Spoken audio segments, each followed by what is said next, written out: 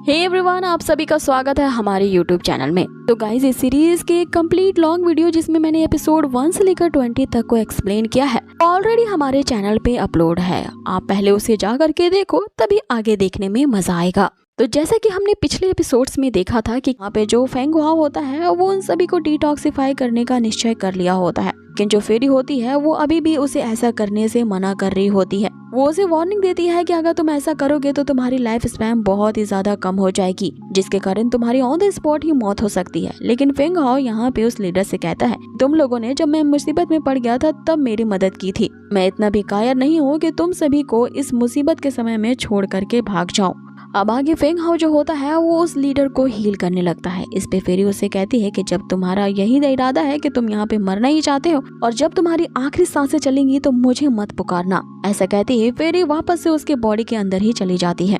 अब फेंग हाओ उस पॉइजन को डिटॉक्सिफाई करने में अपनी काफी ज्यादा एनर्जी को एग्जॉस्ट कर चुका था, जिसके कारण उसे चक्कर आने लगते हैं। लेकिन फिर भी वो कहता है कि मुझे बाकियों को भी डिटॉक्सिफाई करना होगा। लेकिन इससे पहले कि वो ये कर पाता, फेंग हाओ यहाँ पे बेहोश हो जाता है। कि तभी उसे हील करने के लिए यहाँ पे विंजी के पास वही खास तरह का एलेक्सर होता है और इसी एलेक्सर की तो तलाश यहाँ पे फेंग हाओ कर रहा होता है। ये एलेक्सर वूजिंग होता है, जिसके तुरंत ही एब्जॉर्ब करने से जो फेंग हाओ के अंदर के वाइटल मेरिडियंस होते हैं, इस पे तुरंत ही वो यान नामक की एनर्जी भर जाती है। अब आगे वो फ्लैशबैक का सीन यहीं पे कट होता है और उसी वूजिंग एक्लेजर की मदद से ने अपने वाइटल मेरिडियंस की एनर्जी को वापस से रिस्टोर कर लिया था, जिसके कारण उसके बॉडी के अंदर की जो जीवो वॉरफुल की कंडीशन होती है वो स्टेबल हो जाती है। और इसी एनर्जी के इंक्रीज होने के कारण यहाँ पे फेंग हाओ जो होता है वो उस काफिलों के बाकी लोगों के जो अंदर पॉइजन होता है उन सबको भी डिटॉक्सिफाई करने में कामयाब हो जाता है। अब आगे यहाँ पे जो लीडर होती है वो तो उन डाकुओं को घेर चुकी थी और अब ऑर्डर देती है कि इन सभी को यहाँ बिना रहम के ही मार डालो। अब इस मिशन अगले सीन पे शिफ्ट होती है।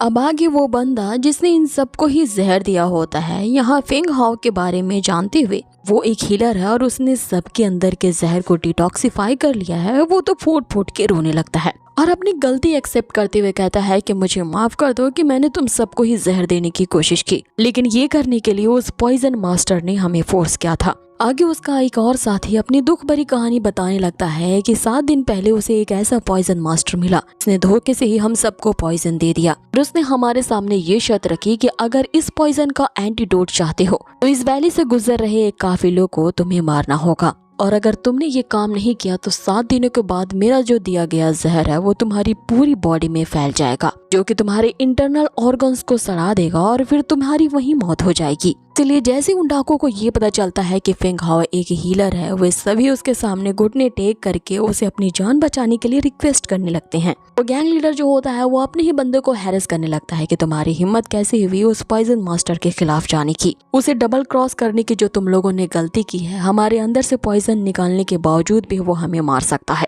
अब आगे वो अपने ही बंदों को मारने के लिए उतारू हो जाता है। इस पे जो येलो विल्ड ग्रुप की लीडर होती है वो कैप्टन अपने आदमियों को कहते हुए उस गैंग लीडर को बंदी बना लेती है। आगे जब फेंग हाओ उन डाकुओं में से एक की बॉडी को चेक करता है तो उसे पता चलता है कि वाकई में इनके बॉडी के अंदर जहर फैल चुका है। यहाँ फेंग हाओ से कहता है कि अगर तुम अपनी बॉडी से इस जहर को निकलवाना चाहते हो तो तुम्हें जिसने जहर दिया है तुम्हें उसी पॉइजन मास्टर का पता हमें बताना होगा। इस पे वो बंदा उसे कहता है कि हमारी पॉइजन मास्टर से मुलाकात सिर्फ हमारे गैंग लीडर ने ही की थी। बाकी वे तीनों उसी गैंग लीडर के पास पहुंचते हैं उसी पॉइजन मास्टर का पता पूछने के लिए, जिसपे वो पहले गैंग लीडर तो ये कहते हुए मना कर देता है कि मुझे इस खाई से भी नीचे गिरा दोगा ना तब भी मैं सच नहीं बोलूंगा। लेकिन फेंग हाओ उसकी कुटाई करता है और उसे मार मार के उसके चेहरे को काला कर देता है। उसे तो पॉइजन मास्टर का पता बताना ही था। पॉइजन मास्टर का पता बताने के लिए वो जो गैंग लीडर होता है उन सभी को एक छुपी हुई गुफा के पास ले जाता है। उनसे कहता है कि वो पॉइजन मास्टर इसी गुफा के अंदर रहता है, लेकिन इस गुफा के अंदर ध्यान से जाना क्योंकि इसके चारों तरफ पॉइजनस हर्ब्स लगी हैं। साथ ही वो यहाँ पे पॉइजन बनाने का ही काम करता है, इसीलिए वो पूरा एनवायरनमेंट काफी ज्यादा पॉइजनस है। अब आगे कैप्टन जो होती है वो अपने सारे बंदों को बाहर ही रुकने का आदेश देती है और बाकी बचे तीनों विंगजी, फेंग हाओ और कैप्टन उस गुफा के अंदर जाते हैं। अंदर जाते ही उन्हें चारों तरफ से वही जहरीली हवा घेर लेती है।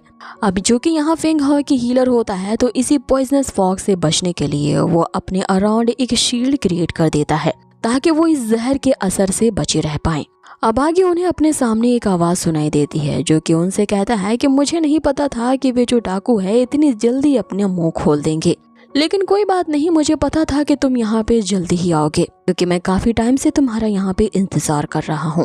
लेकिन मुझे इसकी उम्मीद नहीं थी कि तुम अपने साथ ये 2 बंदों को भी लाओगे। तुम्हें इस खतरनाक सी वैली में आखिर ये हेल्प कहाँ से मिल गया? अब आगे फेंग हाओ उसकी वेशभूषा को देख करके तो पहचान जाता है कि ये तो वही शैडो डिमन कल्ट का वो जासूस है जो कि हु फैमिली और यांग फैमिली को बरगला रहा होता है ताकि फेंग हाओ की फेंग फैमिली पे अटैक कर सके। अब आगे यहाँ फेंग हाओ को सारा मामला समझ में आ जाता है कि इन सब के पीछे कहीं ना कहीं वो शैडो डिमन कल्ट ही है जो कि ये सारा षड्यंत्र रच रहा है। आगे वो पॉइजन मास्टर उसे कहता है कि पिछली बार तो तुम मेरे जाल से बच गए थे। आगे वो पॉइजन मास्टर उसे कहता है कि पिछली बार तो तुम मेरे जाल से बच गए थे। आगे वो पॉइजन मास्टर उससे कहता है कि पिछली बार मेरे जाल से तो तुम बच गए थे, लेकिन अब की बार जो तुम खुद चल करके मेरे दरवाजे पर आए हो तो तुम्हारी मौत तो पक्की है। अब आगे ये तीनों ही उस पॉइजन मास्टर पे टूट पड़ते हैं। यहाँ इनके बीच हमें एक आइकॉनिक फाइट देखने को मिलती है जो कि काफी शानदार होती है। वो पॉइजन मास्टर इनके सारे अटैक्स को डॉज कर लेता है और एक खतरनाक अटैक उस कैप्टन पे करता है। लेकिन जब फेंग हाओ उसकी मदद करने के लिए उस पॉइजन मास्टर पे अटैक करता है तो पॉइजन मास्टर जो होता है फेंग हाओ की इस अटैक को अपनी बॉडी में एब्जॉर्ब कर लेता है और उनसे कहने लगता है कि आज तुम अपनी जो चाहे उस ट्रिक का यूज कर लो, लेकिन इसका यूज करके भी तुम मुझे नहीं हरा पाओगे। इस पे फेंग हाओ जो होता है अपने सबसे आइकॉनिक मूव को एक्टिवेट करता है। वो इस तरह से अपने अंदर की फायर को जनरेट करता है कि एक्चुअल में इस फायर की इंटेंसिटी इतनी ज्यादा तेज होती है कि वो अपने फार्माकोपिया वाले स्किल को 3rd लेवल पे इम्प्रूव कर लेता है। यहाँ वो पॉइजन मास्टर भी इस अटैक का सामना करने के लिए अपने इविल मूव्स का इस्तेमाल करता है, लेकिन यहाँ उसके लगातार अटैक्स का जवाब देने के लिए विंग जी जो होता है उस पे काउंटर अटैक करता है। कि इतने में ही उस पॉइजन मास्टर पे कैप्टन के साथ साथ यहाँ फेंग हाओ ने जो अपनी एनर्जी को एक्टिवेट किया था, ये दोनों ही साथ मिल के उस पे अटैक करते हैं। अब यहाँ पे तिगने अटैक के कारण वो जो पॉइजन मास्टर होता है वो ये फाइट हार रहा था, इसलिए अब उन तीनों को मारने के लिए अपनी अंतिम चाल चलता है। वो अपने खतरनाक पॉइजन का यूज करता है इन पे अटैक करने के लिए, लेकिन तभी जो यहाँ पे फेंग हाओ होता है वो अपने फार्माकोपिया के स्किल का इस्तेमाल करता है और उस जहरीले अटैक से तीनों ही बच जाते हैं। आगे फेंग हाओ से कहता है ज्यादा देर तक उसका ये फार्माकोपिया भी इस जहर को नहीं रेजिस्ट कर पाएगा, इसीलिए इस पॉइजन मास्टर को हराने के लिए हमें कोई दूसरा तरीका सोचना होगा। कि इतने में ही वो जो पॉइजन मास्टर होता है इसने अपना अगला दांव फेंक दिया था। ने अपने सारे जहर को इकट्ठा करके एक अलग ही तरह का स्कॉर्पियन जनरेट किया होता है। इसकी आधी शक्ल बिच्छू की और आधी शक्ल सांप की होती है। अब ये जो स्प्रिट होती है वो इनके फार्माकोपिया स्किल वाले शील्ड पे अटैक करने लगता है। वो शील्ड यहाँ पे टूटता है और धीरे धीरे इन पे वो जहर असर करने लगता है। ये देख के तो वो पॉइजन मास्टर खुश हो जाता है और उनसे कहने लगता है कि आज तुम सभी का अंत यहीं पे होगा। लेकिन फेंग हाओ हीलर है, इसीलिए उसकी बॉडी पे इस जहर का ज्यादा इफेक्ट नहीं होता। वो वापस से उस पॉइजन मास्टर का सामना करने के लिए खड़ा होता है, जिसे मारने के लिए उस पॉइजन मास्टर ने अपना आखिरी दांव फेंक दिया होता है। यहाँ विंग जी फेंग हाओ से कहने लगता है कि वे दोनों पहले ही यहाँ पे पॉइजनस हो चुके हैं, इसीलिए अपनी यहाँ पे जान बचाओ और यहाँ से जल्द चले जाओ। जिस पे फेंग हाओ उनसे कहता है कि मैं इतना सेल्फिश नहीं हूँ कि तुम दोनों को ऐसी हालत में छोड़ करके कायरो की तरह भाग जाऊं। अब आगे उस पॉइजनस थंडर से बचने के लिए वो विंग जी से कहता है कि तुम्हारे पास जितने भी वोयान रेगलिजर हैं उन सभी को तुम मेरी बॉडी में ट्रांसफर कर दो। अब यहाँ विंग जी के साथ साथ कैप्टन जो होती है वो अपने अंदर की पूरी एनर्जी को फेंग हाओ में ट्रांसफर करती है ताकि उसकी पावर इंक्रीज हो सके और वो उस पॉइजन थंडर का सामना कर सके। आगे बहुत ही ज्यादा एनर्जी रिसीव होने के कारण यहाँ जो फेंग हाओ की बॉडी होती है उसने अपनी इंजरीज के कारण जो पावर खो दी थी वो सारी की सारी पावर्स वापस आ जाती हैं और वो ऑन द स्पॉट ही अपने फार्माकोपिया के नेक्स्ट लेवल पे ब्रेक थ्रू कर लेता है। अब आगे उसने एक ऐसा तगड़ा अटैक उस पॉइजन मास्टर पे किया होता है कि वो वहीं पे ढेर हो जाता है और जब उसके चेहरे से वो मार्क्स हटता है तो सब ये जान करके हैरान रह जाते हैं कि वो पॉइजन मास्टर और कोई नहीं बल्कि एक लड़की है। फेंग हाओ उससे उसकी सच्चाई पूछता है कि तुम साफ साफ बता दो कि तुम कौन हो और तुम्हें यहाँ पे किसने भेजा है, तो वो उसे जान से नहीं मारेगा। लेकिन वो जो लड़की होती है उसने अपने मुंह में रखे हुए जहर को ही खा लिया होता है और वो उससे ये कहते हुए मर जाती है कि तुम्हें सपने में भी इसके बारे में नहीं पता चलेगा कि आगे इस साजिश के पीछे कौन था। हालांकि मैं अपने मिशन में यहाँ पे फेल हो गई हूँ, लेकिन तुम्हारी मौत तुम्हें ढूंढते हुए जल्द ही आएगी। अब आगे उस पॉइजन मास्टर के मरते ही उस गुफा में जितने भी जहरीले हर्ब्स होते हैं वे सभी ब्रस्ट हो जाते हैं और बहुत ही ज्यादा तादाद में वहाँ पे पॉइजन फैलने लगता है। उस जहर के इफेक्ट से बचने के लिए यहाँ फेंग हाओ जो होता है वापस से वही शील्ड को क्रिएट करता है और उस गुफा के बंद होने से पहले वो तेजी से वहाँ से बाहर निकल आते हैं। बाहर वही डाकू यहाँ पे इंतजार में खड़े थे कि फेंग हाओ उनके लिए एंटीडोट लेकर के आएगा, लेकिन फेंग हाओ की बॉडी पर अब उस जहर ने असर करना शुरू कर दिया था, इसलिए वो बेहोश होने लगता है। यहाँ पे उसे वापस से हील करने के लिए कैप्टन जो होती है उसी वूजिंग एलिक्सर्स का यूज करती है। अब आगे जैसे ही फेंग हाओ उस एलिक्सर का यूज करके सबसे पहले अपने आप को हील करने लगता है, लेकिन फेंग हाओ यहाँ अपनी बॉडी में 2 बार उस वूजिंग एलिक्सर को यूज कर चुका होता है, इसीलिए उसकी बॉडी से जो वो जहर होता है वो तुरंत ही रिप्लेस हो जाता है, जिसके कारण फेंग हाओ जो होता है वो अपने वॉरियर रेल्म के एडवांस लेवल पे वो ब्रेक थ्रू कर लेता है। ये देख के वे डाकुओं का लीडर भी उसे कहता है कि तुम सही में एक नोबल हीलर हो, क्योंकि तुम्हारी ब्रेक थ्रू करने की ये जो एबिलिटी है वो दूसरे कल्टीवेटर्स के मुकाबले में कई ज्यादा गुना तेज है। अब आगे फेंग हाओ सबसे पहले वेंजी को थैंक्स कहता है कि उसके दिए गए वूजिंग एलिक्सर के जरिए उसने न केवल अपने आप को हील किया बल्कि नेक्स्ट रोल में ब्रेक थ्रू भी कर पाया।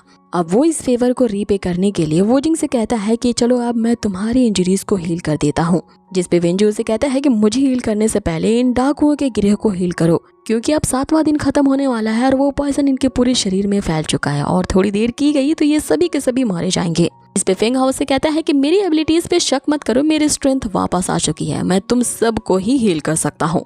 अब आगे फेंग हाओ वेंजी के साथ साथ उन सभी डाकुओं को हील कर देता है। अब अगले सीन में हम देखते हैं कि वे लोग वापस से अपनी जर्नी शुरू कर देते हैं। यहाँ फेंग हाओ उस वेंजी से पूछता है कि आखिर तुम्हारी रिसेंटली किसी से दुश्मनी तो नहीं हो गई है जिसने तुम्हें इतना बुरा जहर दिया, तो आखिर वो पॉइजन मास्टर तुम्हें क्यों मारना चाहती थी। वेंजी उसे यहाँ अपनी कहानी बताता है कि जल्द ही चियांग सिटी में री इलेक्शन होने वाले हैं, जहाँ पे इलेक्ट करके सिटी के लॉर्ड को चूज किया जाएगा और उस इलेक्शन में मेरे ही फैमिली के जीतने के चांसेस है और कोई ना कोई ये जरूर चाहता है कि मैं उस इलेक्शन में ना जीतूं और सिटी का लॉर्ड ना बनूं, इसीलिए मुझे मरवाने के लिए उन्होंने ये साजिश रची है। अब आगे फेंग हाओ यहाँ सोचने लगता है कि जब वो चियांग सिटी पहुंचेगा तो इस गुत्थी को वो जरूर सुलझाएगा कि आखिरकार वो पॉइजन मास्टर के षड्यंत्र को रच रहा है और वो चाहता है क्या है। अब आगे हमें 2 दिन के बाद का समय दिखाया जाता है, जहाँ पे फेंग हाओ को रुकना था वो अपनी मंजिल पे पहुंच चुका होता है। वो अपनी मदद करने के लिए इस काफिले को और वेंजी और कैप्टन को थैंक्स कहता है। यहाँ वेंजी उससे कहता है कि अगर तुम्हें फ्यूचर में किसी भी तरह की डिफिकल्टी आए तो तुम जरूर मुझसे मदद मांगने के लिए चियांग सिटी आ जाना।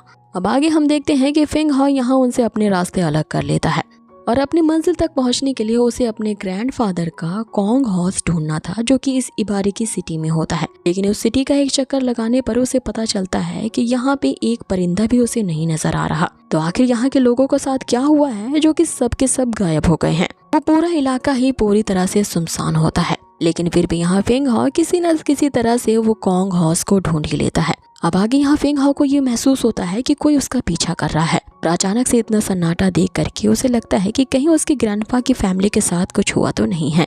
अब इसका पता लगाने के लिए वो पीछे के रास्ते से मैंशन में एंट्री करता है, लेकिन उसका वेलकम यहाँ पे एक अटैक के साथ किया जाता है।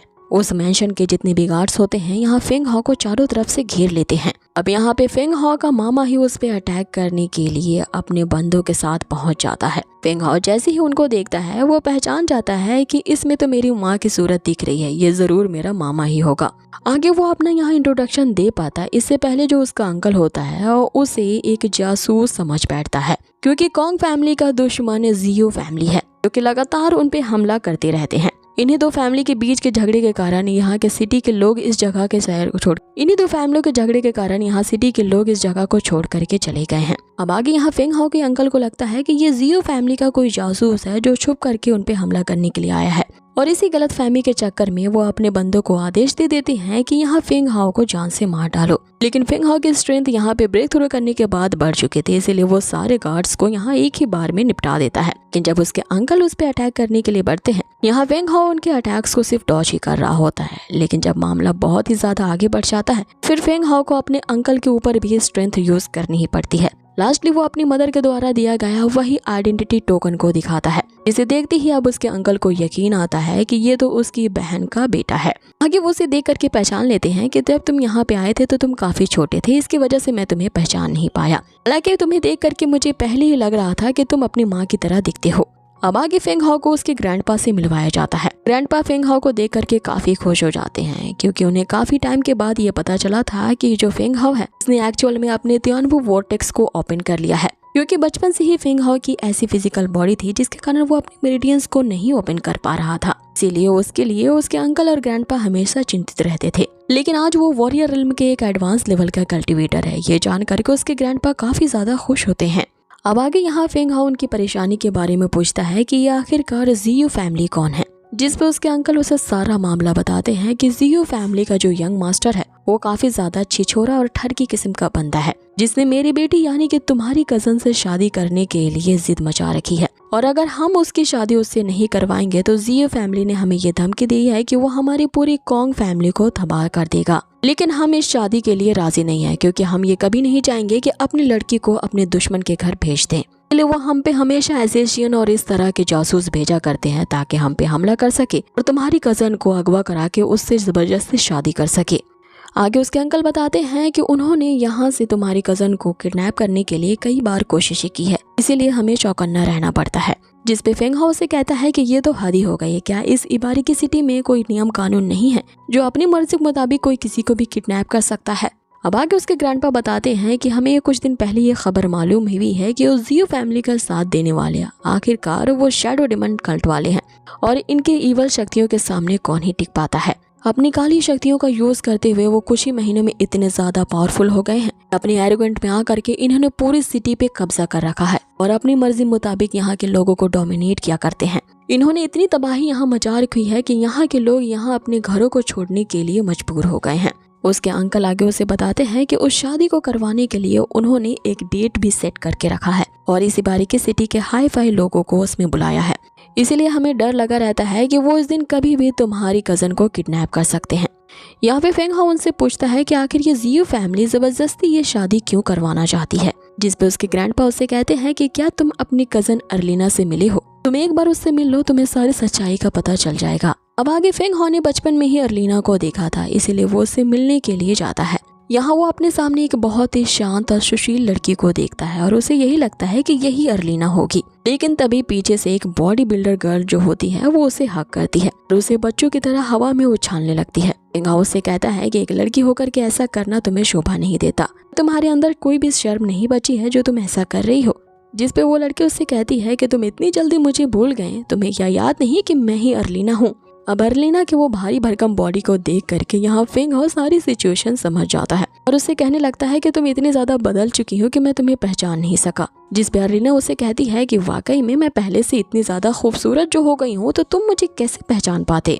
अब आगे अर्लिना उससे कहती है कि अच्छा यही होता कि तुम मुझे भूल ही जाते, क्योंकि मेरी जल्द ही शादी होने वाली है। ये शादी तो मैं नहीं करना चाहती, लेकिन मुझे लेकर के वो जियो फैमिली जो है वो मेरी कॉन्ग फैमिली को लगातार धमका रहे हैं, इसलिए ना चाहते हुए भी मुझे फोर्सफुली ये मैरिज करना ही होगा। आगे वो अपनी बेबसी बताती है कि मुझे नहीं पता कि मैं क्या करूं। इस पे यहाँ फेंग हाओ और मेरा भी यही सवाल रहता है कि वो अर्लिना से पूछता है कि आखिर वो जियो फैमिली का जो यंग मास्टर है वो आखिरकार तुमसे शादी करने के लिए इंसिस्ट क्यों कर रहा है, और ये जबरदस्ती की शादी करने के लिए उन्होंने एक रॉयल बैंक्वेट बुलाई है, यहाँ के नामी ग्रामी और बहुत बड़े हाई प्रोफाइल लॉर्ड्स को बुलाया है। और अगर वो सिर्फ ये शादी ही करना चाहता था, कंट्री के अलग अलग सिटी के जो लॉर्ड्स हैं उन्हें बुलाने की क्या जरूरत थी। अब आगे इस बात का पता लगाने के लिए फेंग हाओ ये सोच लेता है कि उसे जियो मैंशन जाना होगा। रात के होने का वो इंतजार करता है और काफी गुप्त तरीके से वो जियो मैंशन में एंट्री करता है, जहाँ पे दो लोग बातें कर रहे होते हैं। यहाँ पे जब फेंग हाओ उनकी बातों को सुनने की कोशिश करता है तो उसे पता चलता है कि जियो फैमिली का जो एल्डर है वो उसी मार्क्समैन यानी शैडो डिमन कल्ट के एक बंदे के साथ यहाँ पे षड्यंत्र रच रहा है। उस मिस्टीरियस मैन से कहता है कि इस इबारिकी सिटी में सबसे ज्यादा हाईएस्ट लेवल की जो सेकंड लार्जेस्ट फैमिली है वो ये कॉन्ग फैमिली ही है। अगर कॉन्ग फैमिली की डॉटर से तुम शादी के लिए यहाँ पे सबको इनवाइट करते हो, इस इबारिकी कंट्री के जो अलग अलग सिटी के लॉर्ड्स हैं, वे सारे नोबल फैमिली के जो लॉर्ड्स हैं वो इस वेडिंग को जरूर अटेंड करने आएंगे और वहीं से ही हमारे प्लान की शुरुआत होगी। वो मिस्टीरियस मैन एक खास तरह का ड्रग देते हुए से बताता है कि उस वेडिंग वाइन के अंदर तुम्हें ये खास ड्रग मिलानी होगी ड्रग के लेते ही जो हाई लेवल के कल्टीवेटर या एल्डर्स वहाँ पे आएंगे, उन सभी की मार्शल आर्ट कल्टीवेशन लॉस्ट हो जाएगी। बिना किसी एंटीडोट के वो बंदी की जो पावर्स होगी वो मात्र कचरे के बराबर होगी। वो तो एक यूजलेस नॉर्मल पर्सन ही होगा। सभी को तुम अपनी गिरफ्त में कर लेना और फिर उसके बाद इस पूरी इबारे की कंट्री पे तुम अपनी ओनरशिप को क्लेम कर देना। किसी के पास कोई भी पावर नहीं होगी, इसीलिए कोई तुम्हारा विरोध नहीं कर पाएगा और फिर इस पूरी कंट्री के एम्परर तुम्हें बना दिया जाएगा। क्योंकि चियांग सिटी के होने वाले लॉर्ड वेंगजी को मारने का पहले ही हमारा प्लान फ्लॉप हो चुका है, तो इस बार के हमारे इस प्लान को तुम्हें फेल नहीं करना है। जिस पे जियो फैमिली का लीडर कहता है कि हमारा ये प्लान फेल नहीं होगा, लेकिन इस प्लान के बदले में तुमने जो हमसे प्रॉमिस किया है उसका क्या। जिस पे वो मार्क्समैन उससे कहता है कि एक बार हमारा शैडो कल्ट जिससे वादा करता है वो उसे जरूर पूरा करता है। वादे के मुताबिक प्लान के पूरा होते ही तुम्हें वो दे दिया जाएगा जिसकी तुम्हें तलाश है। आगे वो मार्क्समैन जो होता है वो अपने आगे के प्लान को जियो फैमिली के लीडर के कानों में फुसफुसाने लगता है। इनकी बातों को सुनने के लिए जैसे ही यहाँ फेंग हुआ और करीब जाने की कोशिश करता है, उससे यहाँ पे एक आहट हो जाती है और यहाँ फेंग हुआ को वो जियो फैमिली का लीडर देख लेता है। फेंग हुआ का वो पीछा करने लगता है। यहाँ फेंग हुआ अपने आप को बचाने के लिए उससे बचते हुए भागने की कोशिश करता है, लेकिन वो जो लीडर है वो फेंग हुआ के पीछे पड़ जाता है। वो फेंग हुआ को वहाँ जॉन से मारने की कोशिश करता है, लेकिन फेंग हुआ जैसे तैसे बच करके वहाँ से निकल जाता है। इतने में वो जो मार्क्समैन होता है फेंग हुआ पे एक जानलेवा हमला करता है। लीडर से कहता है कि इसका पीछा करने की कोई जरूरत नहीं है, क्योंकि मैंने इस पे पॉइजन से जो असर किया है वो आधे घंटे में ही अपना काम शुरू कर देगा। आगे फेंग हाओ पे उस जहर का असर होने लगता है, इसीलिए वो तुरंत ही अपने आप को हील करने के लिए कल्टीवेट करने लगता है। आगे उसने उनके सारे प्लान को सुन लिया था, इसलिए अब वो ये डिसाइड कर लेता है कि अगर उनका ये प्लान सक्सेसफुल हुआ तो ये पूरी इबारे की कंट्री जो है वो पूरी तरह से तहस नहस हो जाएगी। इसीलिए किसी भी हाल में फेंग हुआ उनके प्लान को सक्सेसफुल होने नहीं देगा, क्योंकि वेंगजी को मारने वाले और कौन नहीं बल्कि ये शैडो कल्ट का ही डिमन था। आगे वो जरूर चियांग सिटी पे ही भी अपना कब्जा करने के लिए वेंगजी को मारना चाहते थे और इनकी बहुत सोची समझी आगे की साजिश चल रही है। इसीलिए आगे ये कामयाब ना हो पाए, इसलिए अभी के इनके इस प्लान को पूरी तरह से डिस्ट्रॉय करना होगा। कि तभी लिटिल फेरी उसके सामने आती है और उसे कहती है कि तुम्हें इन मामलों में पड़ने की कोई जरूरत नहीं है, क्योंकि शैडो कल्ट वाले जो है वो काफी खतरनाक है, इसीलिए तुम्हारा इनसे कोई लेना देना नहीं है। और यहाँ पे कौन सी सिविल वॉर चल रही है, मामलों से तुम्हारा कोई लेना देना नहीं है, इसलिए इस पछड़ों में ना ही पढ़ो तो ही तुम्हारे जान की सलामती होगी। फेंग हाओ से कहता है कि अगर शैडो डेमन कल्ट ने इन सारी कंट्रीज पे अपना कब्जा जमा लिया फिर जरूर इस पूरे वर्ल्ड को वो लोग तबाह कर देंगे, इसलिए मुझे कुछ न कुछ जरूर ऐसा करना होगा कि वो उस राज सिंहासन पे ना बैठ सके। इसके लिए मुझे यहाँ के जितने भी लॉर्ड्स हैं उन्हें बुला करके इस बारे में बताना होगा और मैं ऐसा करने से जरूर रोकूंगा, क्योंकि मैं एक जिम्मेदार नागरिक हूँ और अपने नेशन की रक्षा करना तो हर नागरिक की रिस्पॉन्सिबिलिटी होती है, इसलिए मैं अपनी इस जिम्मेदारी से पीछे नहीं हटूंगा। अब इतना कहते ही उसने तो पूरी तरह से दृढ़ निश्चय कर लिया होता है कि इतने में ही सीन चेंज होता है और हमें कल का दिन दिखाया जाता है। यहाँ पे उस जबरदस्ती की हो रही वेडिंग को अटेंड करने के लिए कंट्री के सारे लॉर्ड्स आ जाते हैं। आगे उन सब को वेडिंग हॉल में ले जाया जाता है, जहाँ पे जियो फैमिली का यंग मास्टर अपनी ब्राइड यानी कि अर्लीना को ले करके सबके सामने प्रेजेंट होता है। सबसे पहले दूल्हा दुल्हन जो होते हैं वो हेवन और अर्थ के सामने बो करते हैं, उसके बाद ये आपस में ही बो करते हैं और इस तरह से करने से इन दोनों की शादी हो जाती है और इधर वेडिंग चेम्बर में भेज दिया जाता है। ऐसे ही वेडिंग की खुशियां मनाने के लिए यहाँ जियो फैमिली का जो एल्डर होता है वो सभी को वेडिंग वाइन पीने के लिए कहता है, लेकिन जैसे ही वो वाइन सभी लोग पीते हैं जिसमें एक खास तरह का ड्रग है, उसे पीते ही यहाँ पे सबकी कल्टीवेशन लॉस्ट हो जाती है। सभी लोग यहाँ पे समझ जाते हैं। वो जियो फैमिली के लीडर से कहने लगते हैं कि आखिर तुमने इस वाइन में क्या जहर मिलाया है, जिसमें जियो फैमिली का लीडर जो होता है उन सभी से कहता है कि अभी तुम लोगों के साथ मैंने कुछ किया ही क्या है, अभी देखो कि मैं उस राज सिंहासन पे कैसे बैठता हूँ तुम सभी को यहाँ पे हराते हुए। और ये जो दवा तुम्हें इस वाइन में मिला करके पिलाई गई है ये एक ऐसी दवा है जिससे तुम सभी के यहाँ पे पावर्स छिन चुकी हैं। रिक्वेस्ट है कि जल्द से जल्द इस वीडियो पे 2K लाइक्स कर दो और इस वीडियो पे 50 से भी ज्यादा कमेंट्स चाहिए। जल्दी से हमारा ये टारगेट पूरा कीजिए ताकि आपको इसका अगला एपिसोड्स और भी जल्दी मिल सके। अब आगे जितने भी दूसरी कंट्री के एल्डर्स या बड़े बड़े लीडर्स होते हैं उन सभी की उस जहरीले वाइन पी कर की हालत खराब थी। इधर वो जियो फैमिली का लीडर उनसे कहता है कि सीधे सीधे अपने आप को यहाँ पे सरेंडर कर दो, वरना तुम सभी के यहाँ पे जाने जाएंगे अगर मैं तुम सभी को यहाँ पे एंटीडोट नहीं दूंगा तो।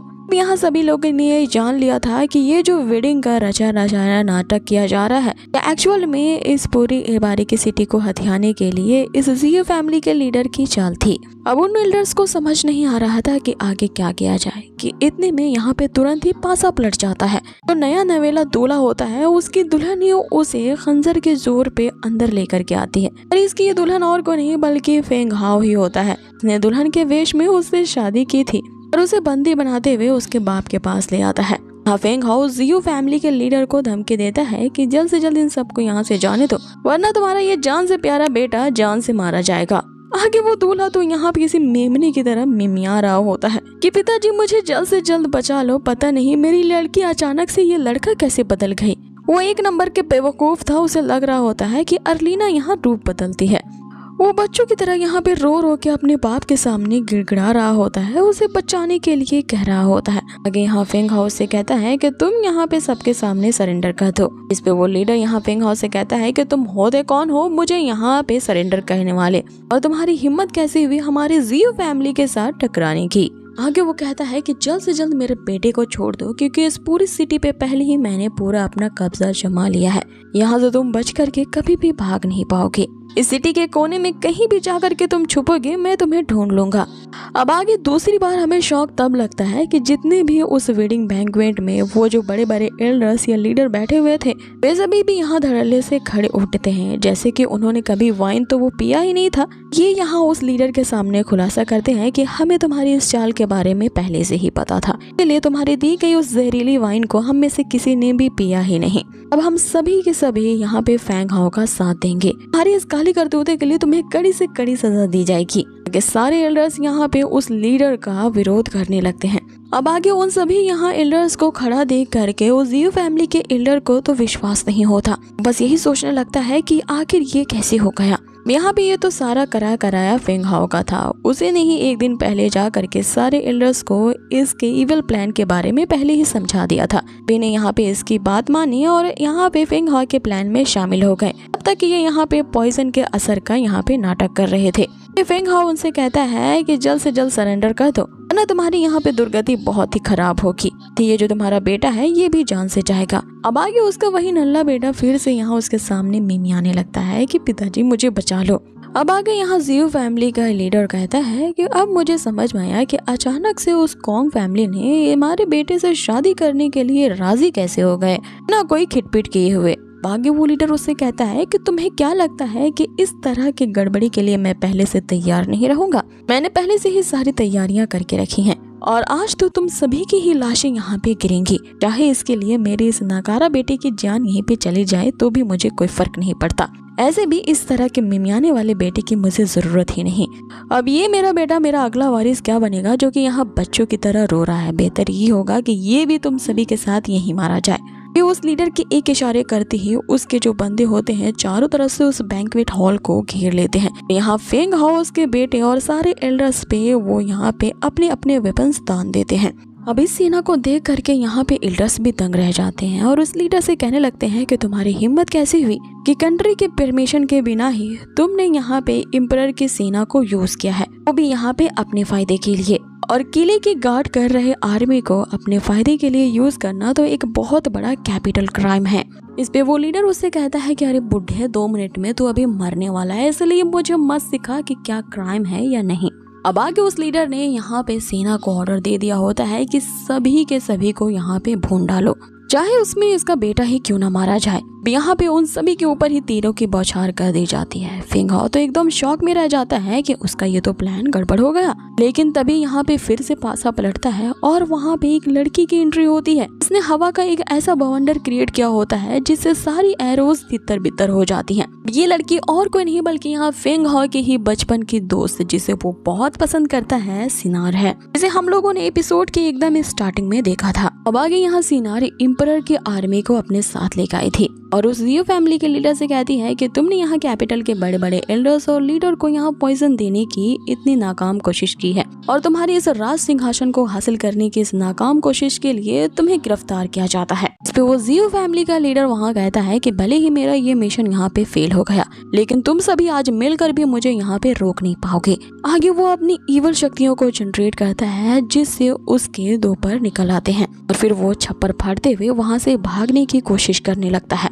लेकिन वो यहाँ पे ज्यादा दूर तक नहीं जा पाता। उसे रोकने के लिए कोई बंदा एक शील्ड क्रिएट करता है, इसके अराउंड वो फंस जाता है और उस पे सामने से अटैक किया जाता है। ये जो बंदा होता है वो और कोई नहीं बल्कि डोंग फेंग है, क्योंकि इस कंट्री के ग्रेट जनरल का ग्रैंडसन है, साथ ही यहाँ फेंग हाओ का सबसे बड़ा दुश्मन भी ये है। अब ऐसा मैंने क्यों कहा है ये अभी आगे आपको पता चलेगा। अब आगे डोंग फेंग जो होता है उससे कहता है कि तुमने भले ही एक नए रेल में ब्रेक थ्रू कर लिया है, लेकिन यहाँ पे मेरी पकड़ से तो बिल्कुल भी बच के नहीं जा पाओगे और इस कंट्री को छोड़ करके जाने की सोचना भी मत, क्योंकि अभी तुम्हारे ईविल इरादों के लिए सजा तुम्हें कहाँ मिली है। अब आगे यहाँ उस लीडर और डोंग फेंग के बीच हवा में ही यहाँ फाइटिंग शुरू हो जाती है। ये एक दूसरे को कड़ी टक्कर दे रहे होते हैं, जहाँ पे डोंग फेंग का ही पड़ना भारी था, क्योंकि जब उस लीडर ने यहाँ पे अपने शॉट को एक्टिवेट करते हुए डोंग फेंग ने एक चुटकी में ही उसके शॉट को चकनाचूर कर दिया। अब आगे डोंग फेंग उसी शील्ड के अंदर उस लीडर को कुत्तों की तरह पीटता है और फिर होना क्या था, वो जो लीडर होता है यहाँ पे पूरी तरह से कूट जाता है। एक बार फिर से एक लास्ट अटैक उस पे किया जाता है जिससे वो वहीं पे ढेर हो जाता है। अब आगे सीन में हम देखते हैं उन दोनों ही बाप बेटों को यहाँ पे बंदी बना लिया गया था और उनसे पूछताछ की जा रही होती है। इधर वो जो बेटा होता है वो फिर से मिमियाने लगता है अपने बाप से कहते हुए कि पिताजी मुझे यहाँ पे आज नहीं मरना है, आज तो मेरी शादी थी, मुझे अपनी दुल्हन के पास जाना है। जिस पे वो जियो फैमिली का लीडर उससे कहता है कि तू जैसे कचड़े को मैंने आखिर कैसे पैदा कर दिया, तेरे ही कारण आज मुझे ये बेइज्जती सहनी पड़ रही है और मेरा भी प्लान नाकाम हो गया। अब आगे डोंग फेंग उस लीडर से कहने लगता है कि यहाँ पे जो मैंने इन्वेस्टिगेशन की है इससे मुझे यहाँ पे इस चीज के सबूत मिले हैं कि तुम्हारे संबंध उस शैडो डिमन कल्ट के साथ है और तुमने उनसे मिल करके हमारे एम्परर को धोखा देने की यहाँ नाकाम साजिश की है।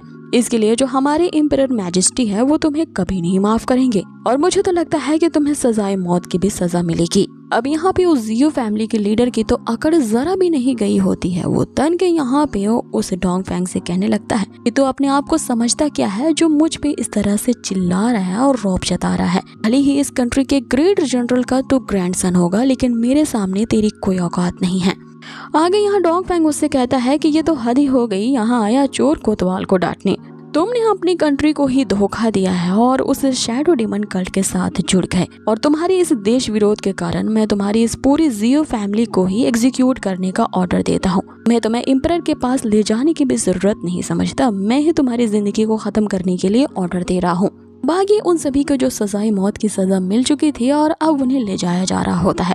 अभी भी वो लीडर का बेटा जो होता है वो बच्चों की तरह रोने हाँफने लगता है। उसका वो जो साथी प्रीस्ट होता है वो भी यहाँ अपने लीडर से कह रहा होता है कि हम दोनों को बचा लीजिए, लेकिन वो खुद ही मरने वाला था तो इन दोनों को क्या बचा था। इधर डोंग फेंग जो होता है ये देख लेता है कि यहाँ सिनार जो है वो उस फेंग हाओ के साथ खड़ी है, इसीलिए वो उसे कहता है कि वक्त हो गया है, तुम्हें मेरे साथ अब वापस चलना होगा और तुम्हें इस जैसे वेस्ट पर्सन के साथ खड़े होने की कोई जरूरत नहीं है, क्योंकि मामले को मैंने अच्छे से सुलझा लिया है। तो फेंग को गुस्सा आ जाता है, वो सोचने लगता है कि ये बंदा अपने आप को समझता क्या है, ऐसा कैसे ये मुझे बार बार कचरा कह सकता है। डोंग फेंग उससे कहता है कि चलो अब तुम्हें हराने में मजा आएगा, क्योंकि मैंने नहीं सोचा था कि केवल कुछ ही महीनों में तुम अपने आप को advance level of warrior rail में ब्रेक थ्रू कर लोगे।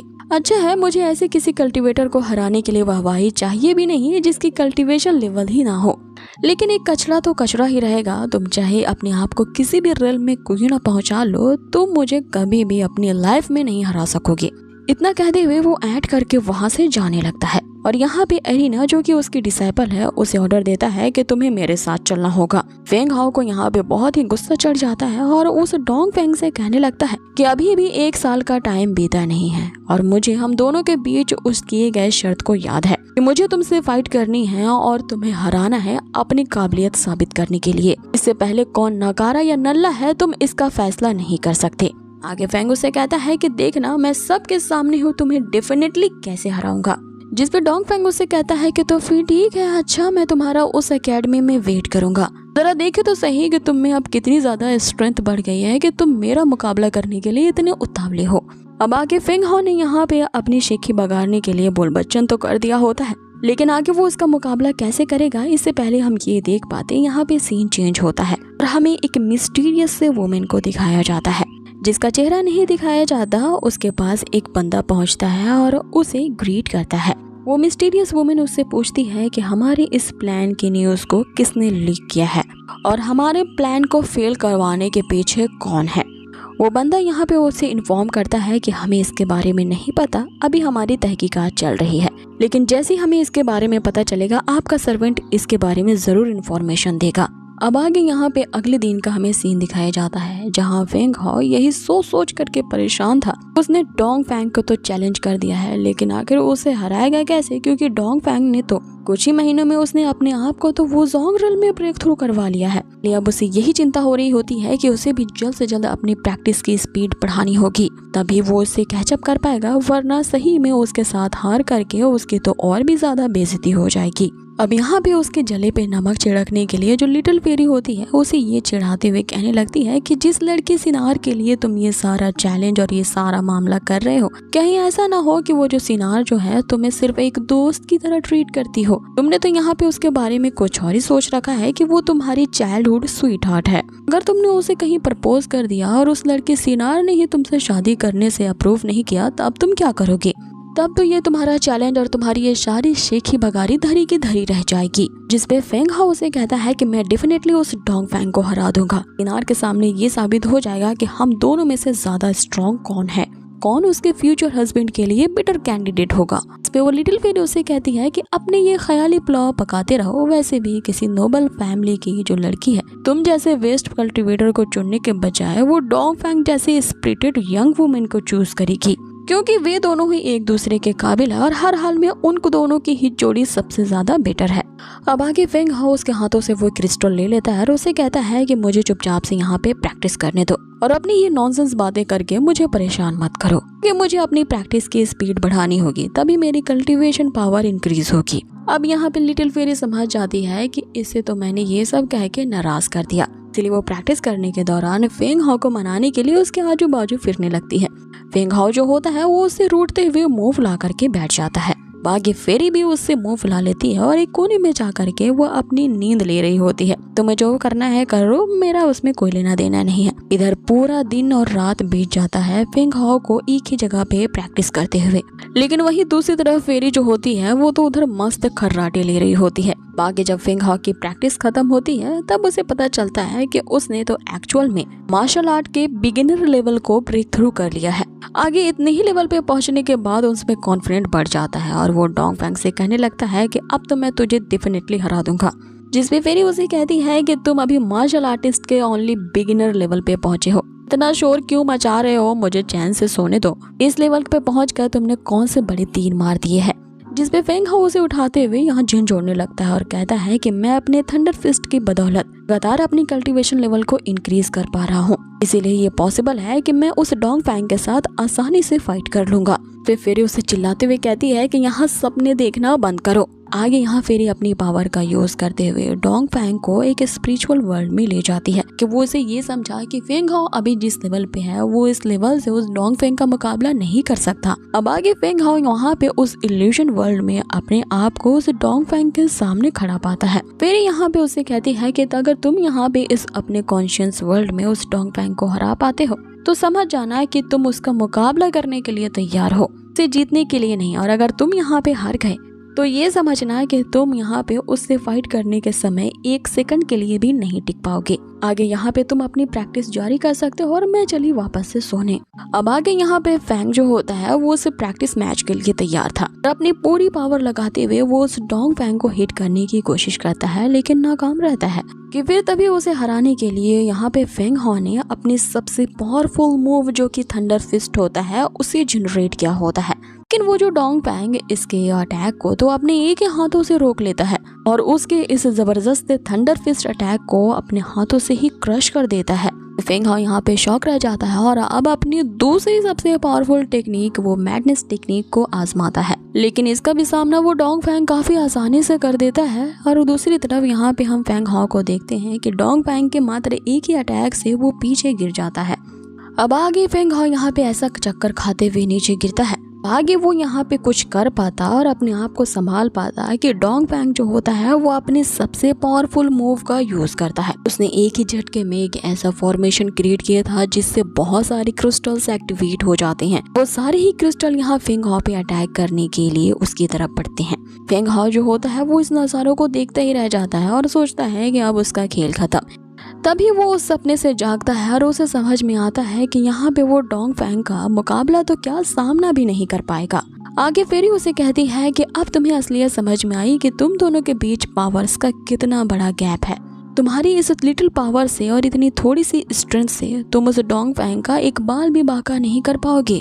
आगे लिटिल फेरी उसे बताती है कि तुम दोनों की पावर्स के बीच जितना बड़ा गैप होगा, ये अलग अलग रिलम्स की जो पावर होंगी वो और भी ज्यादा बढ़ती जाएंगी, जिससे उसकी पावर्स और भी ज्यादा कई गुना होगी तो तुम्हारी पावर्स उसके मुकाबले बहुत ही ज्यादा कम होगी। साथ ही वो जो डोंग फैंग है वो एक वुजोंग रिल्म का कल्टीवेटर है। वो एक ऐसा वॉरियर भी है जिसके पास डिफरेंट एट्रिब्यूट्स की पावर है, क्योंकि उसके पास हवा, पानी और आग को भी कंट्रोल करने की शक्तियां हैं।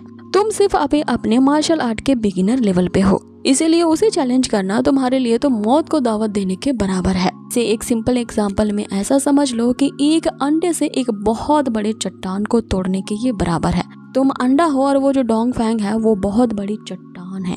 बेचारा वो जो डोंग फैंग होता है इस एग्जाम्पल से और भी ज्यादा दुखी हो जाता है। यहाँ लिटिल फेरी से कहने लगता है कि अब उसके पास तो बहुत ही कम टाइम बचा है 1 साल पूरा होने में। इसीलिए वो लिटिल फेरी की खुशामद करने लगता है कि कोई ना कोई ऐसे उपाय तो बताओ कि मैं उस डोंग फैंग का सामना कर पाऊँ और अपनी ट्रेनिंग स्पीड बढ़ा सकूं, ताकि जल्द से जल्द मैं उस डोंग फैंग की बराबरी पे आ जाऊँ। इस पे लिटिल फेरी उसे कहती है कि जवाब तो तुम्हारे सामने है। अगर अपने यहाँ पे स्ट्रेंथ को बढ़ाना चाहते हो तो ऑब्वियसली तुम्हें यहाँ पे क्रिस्टल्स का यूज करना पड़ेगा। आगे वो बताना शुरू करती है कि जिस वूजिंग इक्लिजर को तलाश करने के लिए तुम यहाँ इस इबारी की सिटी में आए थे, उस वूजिंग इक्लिजर को बनाने के लिए एक खास तरह का क्रिस्टल यूज किया जाता है जो कि 1000 सालों में बनता है। ये एक ऐसा मार्शल क्रिस्टल होता है जो कि हेवन और अर्थ की सारी विटैलिटी की पावर को ऑब्टेन कर सकता है। इसीलिए इस क्रिस्टल को फॉर्म होने में 1000 सालों का समय लगता है। ये क्रिस्टल बहुत ही ज्यादा रेयर होते हैं और किसी खास कंडीशन में ही पाए जाते हैं।